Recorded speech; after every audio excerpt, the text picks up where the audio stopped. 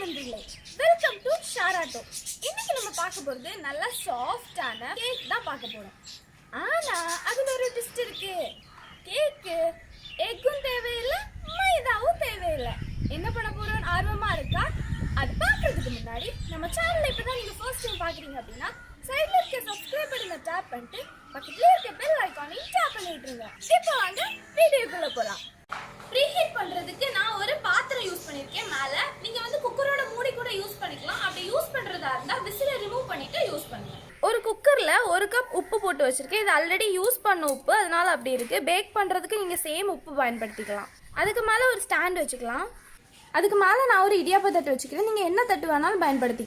நான் நிறைய நாள் இதை யூஸ் பண்ணியிருக்கனால இடியாப்ப தட்டு கொஞ்சம் இடிஞ்சு போயிருக்கு. இதை வச்சிடலாம். இப்போ நம்ம குக்கரை 15 மினிட்ஸ்க்கு ப்ரீ ஹீட் பண்ண போறோம். அதை மூடி வச்சிடலாம். கேக்குக்கு மெஷர்மெண்ட் தான் ரொம்ப முக்கியமே. எந்த கேக்குக்கு நீங்க இன்கிரீடியன்ட்ஸ் மெஷர் பண்ணாலும் சேம் கப்ல எல்லா இன்கிரீடியன்ட்ஸையும் மெஷர் பண்ணிக்கோங்க. அப்பதான் ஈஸியா இருக்கும். இப்போ ஒரு பவுல்ல எல்லா ட்ரை இன்கிரீடியன்ட்ஸும் சேர்த்துடலாம். 1 கப் கோதுமை மாவு, 1/2 cup milk powder, 1 pinch soda உப்பு, கொஞ்சமா baking powder, 1 pinch of salt, 1/2 cup sugar. உங்க இனிப்புக்கு தகுந்த மாதிரி நீங்க கூட்டவோ குறைக்கவோ செஞ்சுக்கலாம். இப்போ இதை மிக்ஸ் பண்ணிடலாம். இப்போ வெட் இன்க்ரீடியன்ட்ஸ் ஆட் பண்ணிடலாம். 1/4 கப் தயிர், 1/4 கப்புக்கும் கொஞ்சம் குறைவா கோகோனட் ஆயில் மிக்ஸ் பண்ணிடலாம்.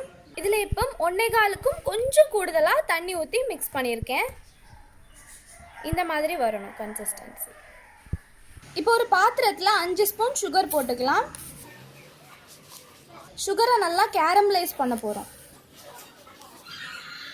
கூடவே இவ்வளோத்துக்கு அன்சால்டட் பட்டர் சேர்த்துடலாம். அடி பிடிக்காமல் லோ ஃப்ளேமில் வச்சு குக் பண்ணிகிட்டே இருங்க. நல்லா ஒரு ப்ரௌன் கலர் வர வரைக்கும் குக் பண்ணணும். எனக்கு ஒரு 5 மினிட்ஸ் ஆயிருக்கும் இந்த கன்சிஸ்டன்சி வர்றதுக்கு. இந்த மாதிரி க்ரீமியாக நல்லா ப்ரௌன் கலரில் இருக்கணும். ஒரு டிஃபன் பாக்ஸில் தான் இன்றைக்கி நான் குக் பண்ண போகிறேன். அதில் கொஞ்சமாக பட்டர் எடுத்து நீங்கள் சேர்த்துக்கோங்க. பட்டர்லலாம் நெய்யோ எண்ணெயோ கூட பயன்படுத்திக்கலாம். பட்டர் தேய்ச்சதுக்கப்புறம் நம்ம கேரமலைஸ் பண்ணி வச்சுருக்க சுகரை உள்ளே ஊற்றிடலாம்.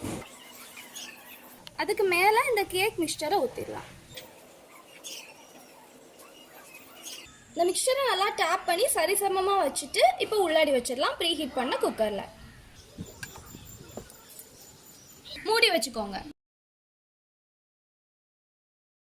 கேக் நல்லா ரெடி ஆகி ஆற வச்சாச்சு. இப்போ ஒரு பிளேட்ல இதை மாத்திடலாம். நல்ல சாஃப்டான நல்லா கேரமலைஸ் ஆகிருக்க சூப்பரான மில்க் கேக் ரெடி. டேஸ்ட் பண்ணிடலாம். நல்லா அப்படியே சாஃப்டா இருக்கு.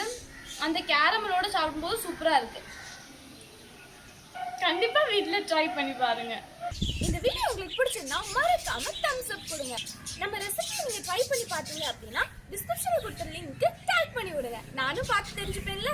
ஏன் புன்னகையுடன் ஷேர் ஆட்டோ பாருங்க. உங்க ஃப்ரெண்ட்ஸுக்கு ஷேர் பண்ணுங்க. நன்றி. டாடா.